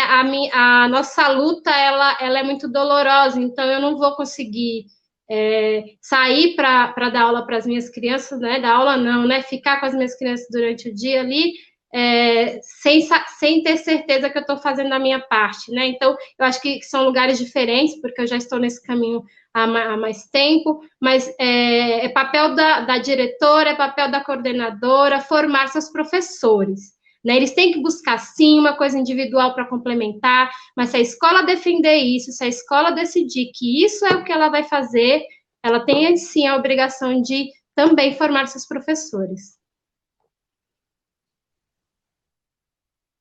Posso só pegar um gancho aqui da... Tá, jogue duro. Tá, vai lá. Não, rapidinho, só pegar o gancho aqui da Aline, que sim, a escola tem esse movimento, né, de somos todos educadores, e também pegar o gancho do Peu, de que está falando da cultura popular e da cultura de matriz africana e afro-brasileira, da importância desse movimento dentro das escolas, né, dentro das escolas e no mundo, porque, por exemplo, a minha formação, estou, né, em formação, é da capoeira, assim, né, por Angola, através do mestre Plínio e do Madrugada, que eu comecei a capoeira com ele, mas E através do Madrugada, eu conheci o Plínio, o mestre Plínio, e a importância desse movimento dentro da formação das pessoas mesmo, e é a minha, no sentido de que, e a resistência que você estava falando também, eu peguei aqui, a capoeira também, ela sofre o racismo o tempo todo, né? Não só a capoeira, mas as culturas de matriz africana, quando as pessoas tentam tirar, de alguma maneira, esses elementos da cultura africana mesmo, né? Da matriz africana e afro-brasileira. Né? Quando chega uma pessoa e fala que os mestres mais velhos estão morrendo ou morreram, né? Quando chega alguém e fala que tocar berimbau, tocou berimbau, a gente joga capoeira, que é a mesma coisa. E não é, né? Tem detalhes, tem coisas que a gente precisa remeter aos mais velhos, a ir lá atrás mesmo, e pesquisar, e entender que essas pessoas sofreram, apanharam, para hoje a gente estar fazendo capoeira, né? E aí eu tento sempre nesse movimento, assim, dentro da escola, que eu já falei acho que todo mundo sabe, da escola, que a minha intenção não é fazer com que as crianças joguem capoeira, né? Façam uma bananeira massa, um AU. Não, a minha intenção mesmo é que eles entendam que a capoeira, não só a capoeira, mas ela tem uma coisa a contribuir para a vida da gente mesmo, assim, que não é só o movimento físico, né, que é a coisa que a gente fala de ancestralidade, de mais velho e tudo, que é a gente falar dessas pessoas, né, que passaram, que sofreram, que apanharam, para hoje a gente estar fazendo isso. Então, quando eu vou falar sei lá, com uma criança, e da importância da capoeira, a importância da criança entender que tem que ter um respeito com o mais velho, tem que ter um respeito com os pretos, porque é uma manifestação de matriz africana, sim, né, e que as pessoas tentam, e aí quando o mestre fala de embranquecer a capoeira, eu também entendo que não é de embranquecer a capoeira no sentido de as pessoas brancas participarem da capoeira, né, estarem dentro da capoeira. Acho que embranquecer a capoeira é tirar esses elementos dela, tanto da cultura da capoeira, como do jongo, do samba, do candomblé, qualquer outra coisa, né. Então, se chegar numa roda de capoeira e a pessoa cantar, tirar esses elementos, esses rituais de matriz africana, do povo preto, é embranquecer e é uma forma de racismo muito forte também, né? Porque a gente pega esses movimentos, a gente vai lembrando, e aí falar de ancestral, de ancestralidade, né? Eu sou menino, mas o que me faz essa ligação com os meus ancestrais é a capoeira e é meu mestre que tem essa ponte, né? E quando ele fala do mestre dele, ou ele fala do mais velho, que eu não conheci, e aí eu vou lá pesquisar, mas ele conheceu e ele conta uma história, essa ligação da ancestralidade está vindo direto para mim, através deles, né? Então, a importância dessas pessoas, dos mestres mais velhos, e da capoeira, e do samba, e do candomblé, é fundamental para que as crianças entendam essa ligação, né? Que o racismo, ele já é de muito tempo, né? Quando eu escuto o mestre Vigo, por exemplo, mostrar a cicatriz dele, no caso de roda de capoeira, e aí não é a roda de combate, né? É fora da roda, ele fugindo da polícia, ou ele tem que brigar com a polícia porque ele ia ser preso. E aí a gente joga capoeira hoje, vai lá na internet e acha capoeira assim fácil, né? Para você ir treinar em qualquer lugar. Então, acho que essa coisa de a gente manter essa tradição de correr atrás mesmo, como a Aline falou, eu não sei, quando a pessoa chega para mim, como é que é tal coisa? Eu falo, não sei, velho, peraí que eu vou falar com o mestre ali, eu vou pesquisar, eu vou fazer alguma coisa, porque eu não sei tudo. A gente não sabe nada, na verdade, né? Mas, enfim, eu estou tentando aqui costurar alguma coisa, mas é isso, eu tenho essa minha formação e esse meu compromisso pessoal mesmo de tentar manter essa tradição, essa ancestralidade, através do mestre Plínio, do Peu e de tantas outras coisas, de tantos detalhes, né, que a gente vai vendo. Eu estava conversando com a Jace esses dias, que é a filha do Mestre Moa, estava falando dos cachixis que a gente estava fazendo, que eu estou fazendo em casa, e aí não estava dando jeito, né, estava saindo meio torto. Mas toda vez que eu vou fazer um cachixi, o que me vem na cabeça é o Mestre Moa, por exemplo. O Mestre Moa do Catendê, que ele ficava na varanda, a gente ficava lá com ele fazendo cachixi, e a gente fazendo com ele e tal.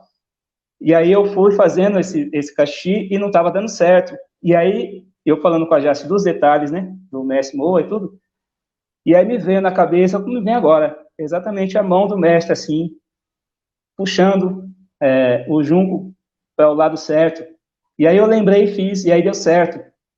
Né? Então, essa ligação do mais velho, da ancestralidade, do Mestre Moa, do Mestre Jogo de Dentro, do Mestre Plínio, Mestre Roxinho, Mestre Janja, ouvir essas pessoas falar, e aí tentar passar isso para as crianças, de alguma maneira, é o que eu tento fazer nesse sentido, assim, né? E explicar, e tentar explicar que o racismo está aí mesmo, assim, sempre teve, né? E tentar colocar uma sementinha aqui de 200, seja um, para mim é o que já tá valendo, né? Quer dizer, tinha que ser mais, tem que ser mais. Mas essas coisas que eu fico pensando, assim. Então, a capoeira sofre racismo o tempo todo, as culturas de matriz africana sofrem racismo o tempo inteiro, quando as pessoas tentam tirar esses elementos da cultura do povo preto mesmo, assim, né? Acho que embranquecimento da cultura, e se isso a gente deixa passar e leva para as crianças desse jeito, né? Qualquer outra pessoa chega lá e fala de qualquer jeito, sem lembrar dos mais velhos, sem lembrar dessa coisa, né, que teve tanto sofrimento para a gente estar fazendo hoje. Eu acho que aí a gente continua reproduzindo um tipo de racismo também, né? Então, a gente tem por obrigação falar com os mais velhos, entender, pesquisar, mesmo que a Aline falou, e não passar de qualquer maneira, né? Não posso falar de qualquer jeito. Claro que a gente não vai conseguir fazer tudo do jeito que a gente quer, né? Mas acho que é fundamental, assim, a gente dar reverências a essas pessoas que passaram, explicar, mostrar de onde veio, por que veio, e não deixar isso passar batido. Porque se a gente deixa passar batido e mostra de qualquer jeito, aí a própria criança também não entende, né? Ela acaba reproduzindo depois. E aí isso vai virando uma bola de neve, e o racismo continua aí, tá aí, vai rolando. Enfim, era só isso que eu queria falar. Paula, fala alguma coisa, a gente está deixando você sem falar nada. Obrigada. Eu quero voltar na pergunta que é: o racismo está na família? Vocês estão me ouvindo? Eu troquei de microfone. Estão me ouvindo? O racismo está na família, como fazer para que a criança não seja contaminada? Já está contaminada, a sociedade está contaminada. Me diz com quem que as suas crianças andam, o que elas leem, quem são os ídolos. As princesas são as da Disney ou são Iabás? Amiguinho da escola dela é branca, é preto, é loiro, é ruivo. O que você fala para sua filha quando você encontra uma preta linda? Ai, que preta linda! Ou ai, que mulher linda! O que você fala para o seu filho quando você vê uma preta de corpo lindo na estética branca? Porque a beleza negra não tem a estética branca. O que você diz para o seu filho adolescente quando você encontra com o seu filho? Que preta gostosa? Tem um monte de coisa que você pode ver no seu dia a dia que está na raiz da história. Então, o que você lê, quem trabalha na tua casa, se você tem alguém que trabalha na tua casa. Quando você fala do teu chefe, você fala do teu chefe homem branco, gente boa, e quando você fala do operacional, o que você diz a respeito disso? Porque isso vai construindo quem é o seu filho nessa sociedade.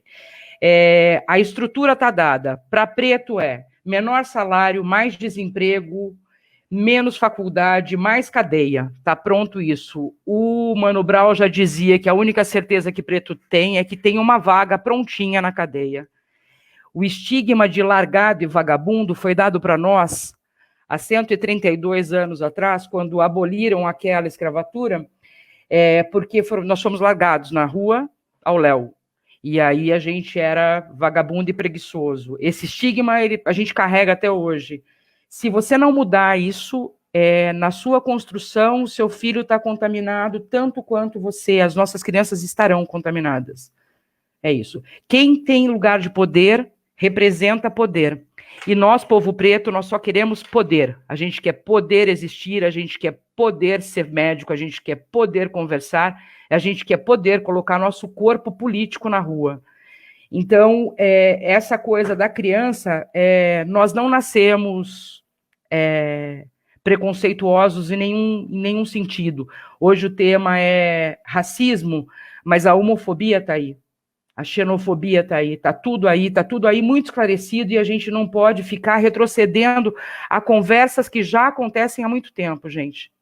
De verdade, tem coisas que já foi dado start, e que, com todo o amor no meu coração e respeito a todos os brancos que estão nos ouvindo aqui, não dá para a gente voltar e começar a contar a historinha para vocês de novo. Quando você vai contratar alguém, você prefere contratar alguém de que cor? E quando você vai contratar alguém, uma faxineira, que ela tem a pele clara, ou ela tem a pele, ou ela tem a escura é errado, me desculpem, a pele preta, para a pele clara, você pede desconto, ou você só pede desconto para a da pele preta? Quando um menino preto de black aparece na sua frente, você pede para ele cortar o cabelo, ou você entende que faz parte dele? Para ele, para a mulher, pouco importa.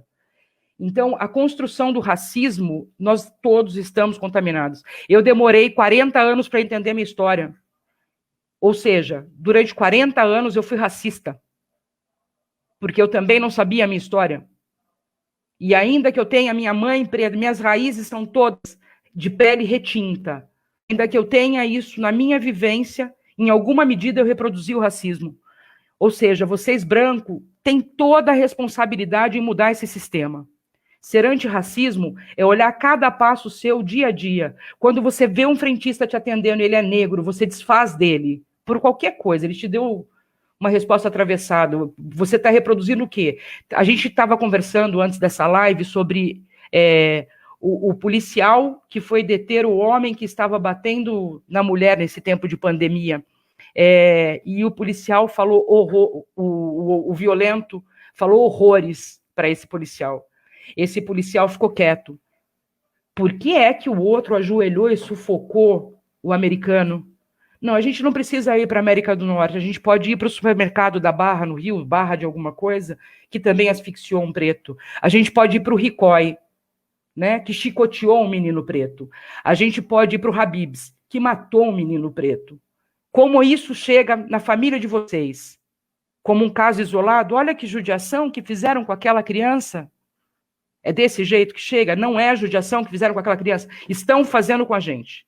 Nós somos 55% da população no Brasil, e nem por isso nós fomos para cima de vocês, brancos. Porque se a gente quisesse dizimar com a raiva branca que vem para cima de nós teríamos dizimar. O povo preto é empático, para a sorte do povo branco racista. Eu não estou falando, eu estou falando para quem serve. O povo preto é empático. Se nós não fôssemos empáticos, vocês não existiriam mais. Vocês roubaram a identidade. Então, por gentileza, quando forem olhar para as crianças de um modo, não adianta, puxa vida, eu batizei o filho da minha empregada, que é quase da família. Oi? E é de educar seu filho de que as diferenças existem e ser o caridoso do rolê. Eu trabalho com crianças em situação de vulnerabilidade e eu já tive situação de pessoas querendo ir visitar as crianças. Ela queria que fosse aberta a visitação. Que lugar é esse que eu sou tão superior a ponto de visitar para ver, para levar a criança para entender? Não, gente, conviva. Conviva. Uma outra provocação que eu trago aqui é as escolas como a casa, por exemplo, que a Rosa trouxe, que ela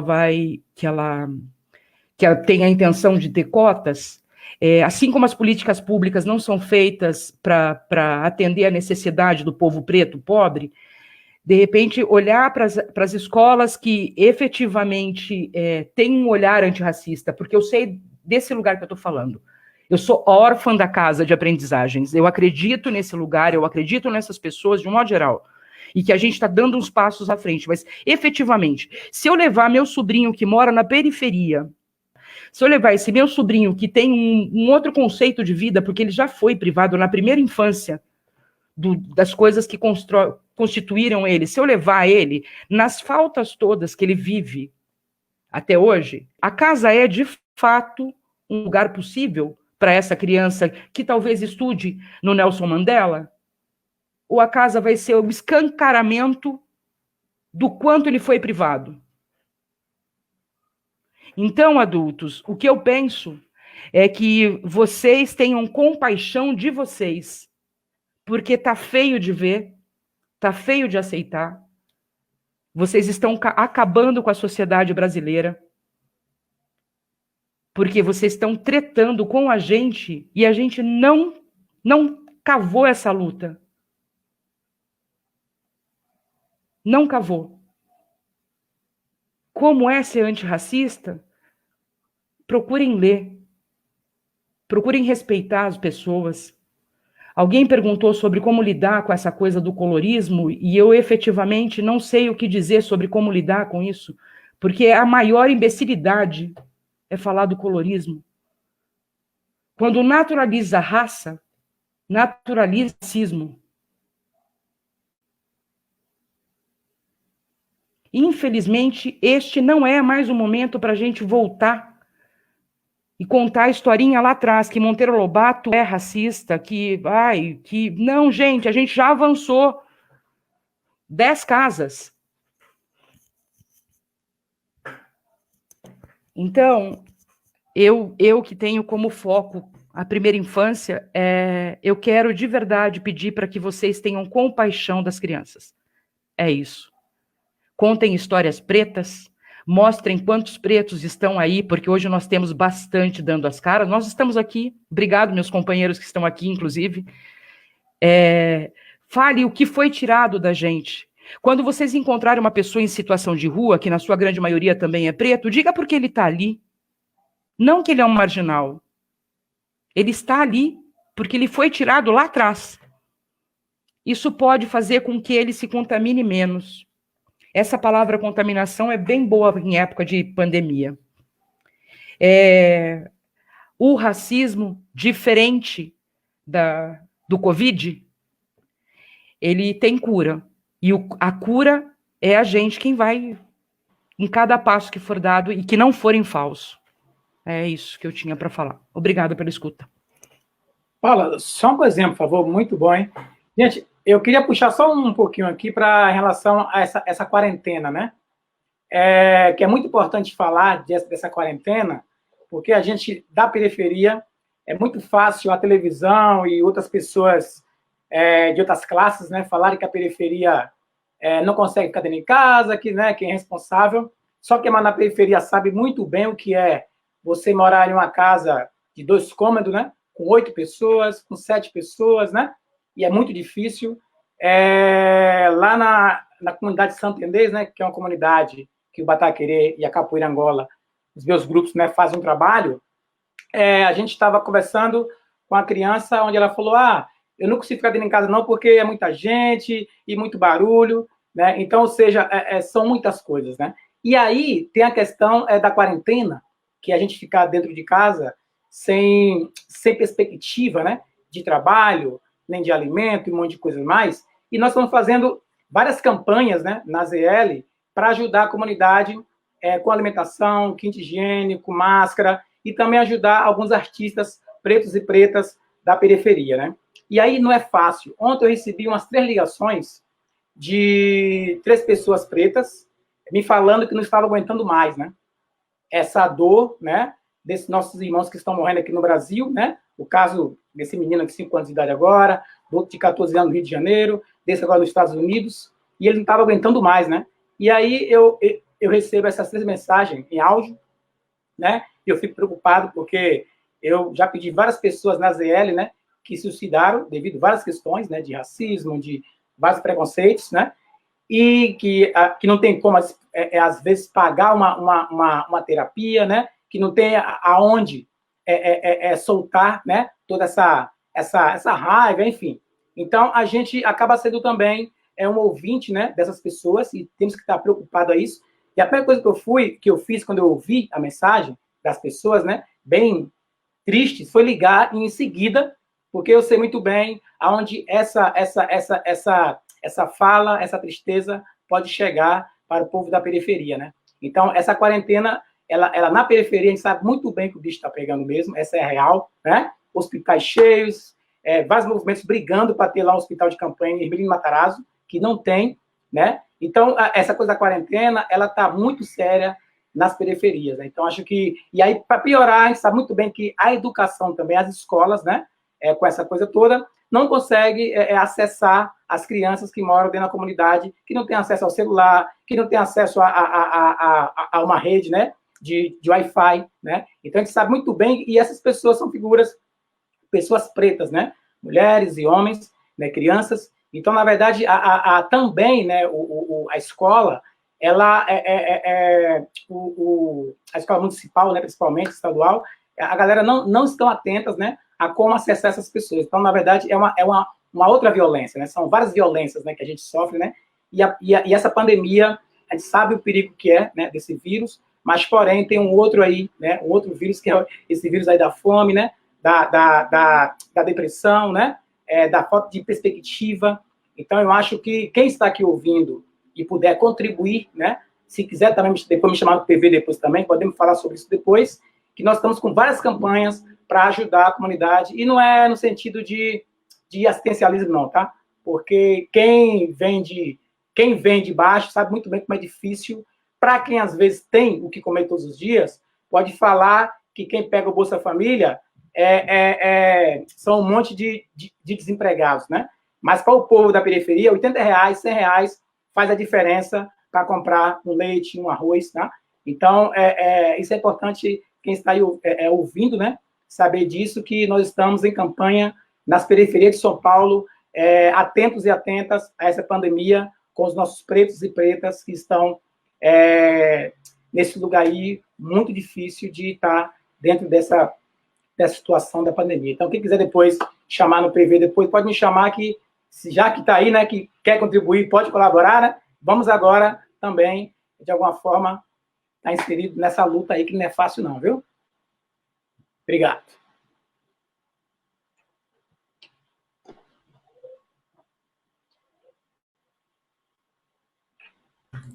Microfone. Não está saindo sua voz. Opa, são ainda a falta de prática, né? A gente está há tanto tempo com esse negócio da era digital, mas ainda pega.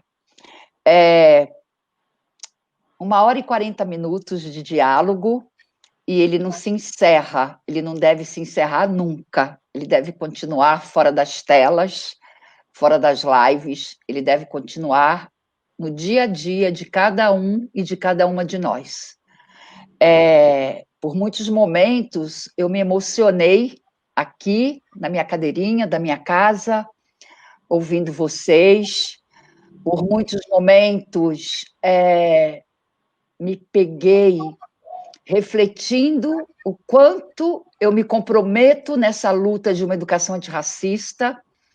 Em muitos momentos, eu vi que temos muito ainda para fazer, precisamos fazer muito, e o que a gente está fazendo enquanto educadoras e educadores na nossa escola ainda é nada, ainda é pouco, mas é um começo. Encontrar a Sol, por exemplo, que é uma educadora da EMEI Nelson Mandela, abre uma nova trilha para os educadores da Casa de Aprendizagens, que lá também somos todos educadores e educadoras. a gente já tem esse pensamento, a gente vem exercitando essa prática muito nova, né? Uma escola, a Casa de Aprendizagens tem 14 anos de existência, uma escola que escolheu um lado da história, uma escola que se coloca num campo progressista, mas que na luta antirracista, como educação antirracista, é muito novo, porque estamos numa sociedade estruturalmente racista, estamos numa sociedade onde a elite brasileira dessa sociedade é que comanda, é uma escola branca, é uma escola de classe média, média alta, e que o nosso trabalho é infindável. Penso, sim, que a gente tem ali um lugar de terra fértil, né? Um lugar que a gente está arando, está fertilizando essa terra com nossas meninas e com nossos meninos, com as nossas famílias, com as nossas educadoras e educadores, para semear, e regar, e transformar essa colheita numa educação de fato antirracista. Estamos muito no início, mas é uma escola que acolhe a diversidade, temos representada em seu corpo de educadores, porque somos todos educadores, pretas, pretos, gays, lésbicas, trans, pessoas do candomblé, da Umbanda, pessoas evangélicas, pessoas católicas, pessoas que não têm religião. Trazemos sempre a cultura do Brasil, dos povos originários, para dentro dessa escola. Procuramos sempre nos nossos temas de provocação, que a gente chama de tema provocador de experiências investigativas, trazer assuntos e eixos que possam abrir discussões da cultura popular brasileira, da cultura preta, da cultura indígena, da cultura nordestina, da cultura do norte, do sul e do sudeste desse país. Reverenciamos todos os nossos ancestrais, mas estamos muito no começo. Como a Aline disse, e Chocolate também, temos um corpo de educadores e educadoras muito abertos, muito dispostos a entrar e entraram nessa luta, mas precisa-se muito caminhar, precisa estudar, precisa perguntar, precisa articular com segmentos intersetoriais dessa sociedade elitista, racista, mas que vem querendo desconstruir essas estruturas segregatórias e darmos as mãos e ir à luta. E nós estamos dispostos, nós estamos dispostas no início, no começo, aprendendo, nos desconstruindo, e nós, os brancos, os não negros, que somos a maioria desse coletivo, dessa escola, temos muito que aprender com nossas irmãs e nossos irmãos pretos. É uma escola de sua maioria branca, ainda, mas que tem tanto professoras, professores, coordenação, pessoas da cozinha, pessoas da limpeza, pessoas administrativos, não brancas. E queremos pensar muito ainda como abrir essa porta de entrada dessa escola para mais negras, negros, indígenas, para qualquer pessoa, principalmente as pessoas que sentem a dor da exclusão, a dor do preconceito. E penso que essa live de hoje é o início, é um passinho, é uma pedrinha que a gente está colocando, mais uma, nessa construção de uma educação antirracista. E dentro disso, eu preciso fazer um agradecimento muito, muito, muito especial à Comissão Antirracista, a Comissão de Educação Antirracista que está nessa escola, que vem aí com toda a paciência do mundo, estruturando essas ações. Agradecer todas as educadoras e educadores negros que se põem na linha de frente com grande coragem de nos saculejar, de nos beliscar e dar puxões de orelhas para que a gente possa, de fato, caminhar numa educação antirracista. Tenho certeza que o diálogo, tanto com o mestre Peu, quanto com a Solange, com a Paula, esse diálogo está sempre existindo. A Paula está, volta e meia, colaborando em muitas questões na nossa escola. Ela está aqui, inclusive, porque ela fez uma assessoria para a Ludmila, agora numa produção de um vídeo, e Ludmila lembrou, fala, vamos chamar a Paula. E a Paula está aqui com essa fortaleza toda, e sempre esteve na Casa de Aprendizagens, né, Paula? Há muitos anos ela está com a gente. Então, eu agradeço, mestre Peu, vai lá para casa, fica na sua casa agora, e depois, quando tudo voltar, vai lá para a nossa casa também. Vai engrossar essa frente de mulheres e homens tão poderosos, tão potentes, poderosos sim. Eu, no meu pequeno poder, dentro daquela casa, eu quero dar poder, quero dar voz. Nós queremos e nós vamos conseguir. Obrigada a Liliane Braga, que está aí, que é uma das mulheres negras pensadoras, estudiosa, que também vai na nossa casa volta e meia, dar esse suporte, fazer mediações de debates, vi outras tantas pessoas nessa live. Essa live não acaba aqui, esse assunto, claro, a gente não esgota aqui enquanto comunidade da Casa de Aprendizagens. A gente, semana que vem, está com uma outra, já pensando aí, né, Aline? A gente está estruturando, a gente está com alguns irmãos indígenas também, querendo vir fazer uma live com a gente. Precisamos dar voz e espaço para esse povo indígena, para essas comunidades indígenas, que está também se dizimando por esse desgoverno segregatório, assassino, e também com o Covid-19, que eu li um dia desse uma reportagem que pega na complexidade indígena que o branco está levando e está matando. Então, meus irmãos e minhas irmãs, a todos que nos assistirem, essa live fica gravada lá na página da escola. Quem quiser pode entrar na página do Instagram, a gente aproveita e faz uns comerciais, né, Sol? Entremos também na página da EMEI Nelson Mandela, vamos reforçar essa escola pública, sou originária da escola pública, e temos que reforçar esse lugar onde todos podem ter acesso. A nossa escola, infelizmente, é excludente, porque só dá acesso para quem pode pagar. A questão que a Paula traz das cotas mexe comigo profundamente, porque é uma questão que eu levanto. Sim, abrimos espaço e acessibilidade. Essa comunidade tem que incluir, essa comunidade tem que acolher. E como? Eu vou mostrar como para essa criança que vem da periferia, negra, uma escola de brancos privilegiados. Então, é uma responsabilidade que não é só dar vaga, não é só dar uma bolsa, é dar condição para que a inclusão seja verdadeira. Mas estamos juntas, estamos juntos na luta e na resistência. Eu abro a palavra para as considerações finais de vocês, para a despedida, e fica aqui um agradecimento profundo, uma alegria e uma esperança. Esperança não é esperar, é ir à luta. Muito obrigada, minhas irmãs e meus irmãos. Muito obrigada.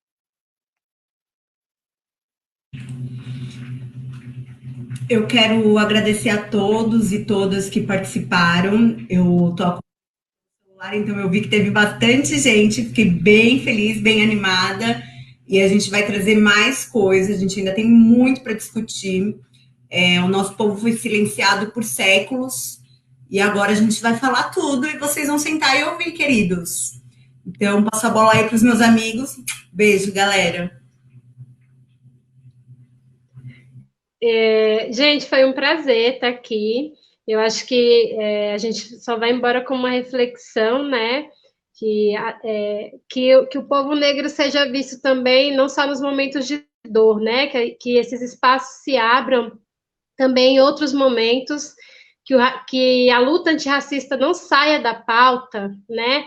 E nem o racismo, principalmente. Eu acho que precisa ganhar mais espaços para que a gente consiga vencer, né, tudo isso. É um trabalho árduo, é um trabalho de formiguinha, mas ele é importante, né? E aí convocar todas as pessoas negras e não negras para essa luta. Eu acho que o debate, né, sobre as raças, ele é mais nesse campo estrutural, né, de onde ele nos coloca na sociedade. Vi várias perguntas sobre colorismo. Vou só falar rapidinho. O colorismo é uma herança nossa, né? A gente não tem muito como fugir disso. Isso é uma fala do que eu acredito. Então, eu acredito que a gente precisa lutar cada um do seu lugar, sabe? Senão a gente se perde um pouco nesses debates e esquece que a luta é de todos e todas. Muito obrigada. Eu estou aberta aí a outras conversas, a formações quando a gente voltar, né, para a gente poder ampliar e fortalecer esses laços. Muito obrigada, Rosa, obrigada aí, pessoal que dividiu esse momento comigo, foi um prazer.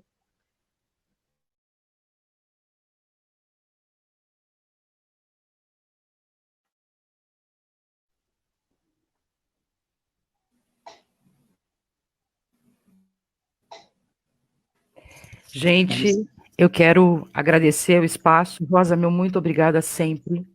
Eu aprendo muito com você e com a casa, e aprendi muito com esse encontro aqui com todos nós. Eu quero aproveitar e indicar alguns livros que me ajudaram a esclarecer. Ai, de novo, eu usei a palavra que não deve usar. Olha que coisa, tá em mim, vocês estão vendo? Eu quero que me ajudaram a enaltecer a minha negritude. Então, na verdade, é muito básico, tá, gente? Mila, que está em todos os lugares, que é lugar de fala. E tem o Kabengele Munanga, Negritude, Usos e Sentidos. São livros que podem... são pequenininhos, para quem não gosta de ler, super fácil. É quase Asterix e Obelix, são brancos. Outros lugares que vocês podem também ver na fonte, tem no YouTube o canal Pensar Africanamente. Esse canal ele tem a proposta de trazer conteúdo e informação sobre história, cultura, tradição e ancestralidade vindos da África, além de vários debates muito importantes que vai ajudar vocês a refletirem, assim como me ajuda. Feminismos Plurais tem a ver com esse livro da Djamila. É um canal no YouTube. Quem não gosta de ler pode acessar esse canal no YouTube. Ela tem encontro, lives que ela faz pelo Instagram e ela salva lá, e que cada dia ela convida uma das pessoas que escreveram os livros para debater sobre aquele tema. Então, tem o Lugar de Fala, tem a Joyce, que tem outro tema. Eu não vou lembrar todos os nomes dos livros dessa coleção. Para além disso, tem uma podcast, gente, chama História Preta. Entra nessa podcast, escuta um pouco, vocês vão entendendo minimamente o que fizeram de nós, tá bom? Muito obrigada a todas e todas. Me pediram para cantar, não sei se devo, Rosa, o que você acha? Mestre Peu podia também fazer suas considerações finais, se despedir. Aí a Paula canta e Mestre Peu também, e a gente encerra essa live tão... Edinaldo! E vamos cantar, sim. Pois é, então eu vou aqui entrar agora, que eu não posso, né? Depois do Peu, depois do mestre, e agradecer também. Continuo nervoso ainda, mas agradecer ao mestre Plínio, mestre Jogo de Dentro, mestre Roxinho, Dona Aurinda, mestre Janja, mestre Bigo, mestre Gaguinho, Raimundo, Daniel de Paula, enfim, todas as pessoas, mestre Lua de Bobó, essas pessoas que fazem parte, assim, né, do que eu vou pesquisando e tô dentro, assim, da capoeira. Agradecer aí as meninas, ao mestre Peu, as meninas também lá do antirracista, Dani, Melina, hoje, Tandara, enfim, eu vou esquecer, né, o nome de alguém, mas é isso, só agradecer mesmo e é isso, vamos para frente. Vamos para frente que chega, né? Como diria o Messi Moa, está na hora de a gente fazer a nossa parte, de alguma maneira. Então, acho que é isso. Obrigado aí. Desculpa aí alguma coisa. E vamos embora. Axé aos mais velhos e as mais velhas. É isso. Beleza? Então, eu vou fazer a minha aqui, aí no final a Paula encerra, né? Essa música que eu vou cantar aqui agora é minha também. Só que essa música ela vem em outro lugar de valorização da beleza da mulher preta, né? Então, ela é uma música alegre chamada Dona Lia. Ela foi inspirada na minha mãe e também na Lia de Itamaracá, que é uma grande rainha preta da ciranda, né? Quem é da arte conhece. Então, essa música ela é alegre, mas nesse sentido da beleza da mulher preta como resistência também, tá? Vamos lá. Olha só, venha ver quem chegou. Olha só, venha ver quem chegou. Pra chamar Dona Lia pro salão. Seu vestido parece diferente, todo rodado de botão. Seu vestido parece diferente, todo rodado de botão. Com um sorriso no rosto alargado, disparando alegria no olhar. O menino sentado no chão, correndo levantou, foi chamar. Dona Lia, vem, vem, vem cá. Dona Lia, venha ver quem vem lá. É uma moça bonita, toda cheirosa e charmosa. É uma moça bonita, toda cheirosa e charmosa. Olha só, venha ver quem chegou pra chamar Dona Lia pro salão. Seu vestido parece diferente, todo rodado de botão. Com um sorriso no rosto alargado, disparando alegria no olhar. O menino sentado no chão, correndo levantou, foi chamar. Epa! Dona Lia, vem, vem, vem cá. Dona Lia, venha ver quem vem lá. É uma moça bonita, toda cheirosa e charmosa.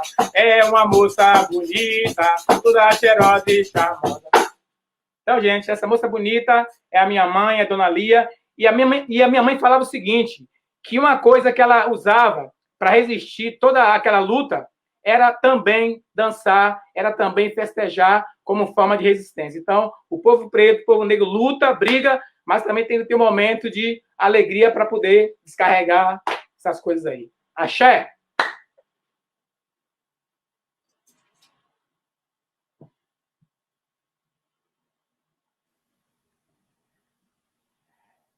Você falou, Edinaldo?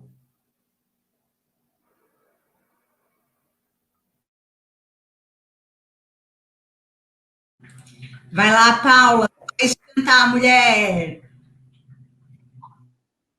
Então tá, então vou lá. Eu vou cantar uma música que eu cantei no início, que é de uma mulher chamada Lenita Sena, eu vou falar de novo. E eu ganhei essa música de uma amiga no Dia das Mães. Chama Filha de Rainha. Vocês estão me ouvindo? Se piso na lama, se danço na chuva, se quero voar. Ela está na terra, ela mora nas águas, flutua no ar. Ó mãe soberana, me guia, não deixa me perder de mim. Eu sou passarinho, vou fazer meu ninho no seu camarim. Eu sou filha de rainha, quem tem mãe não tem medo. Eu sou filha de rainha, da minha linhagem não faço segredo. Se choro no escuro, ela traz a candeia, vem me alumiar. Senhora rainha, me põe no regaço, me faz descansar. Segura meu leme, meu filho não teme oceano sem fim.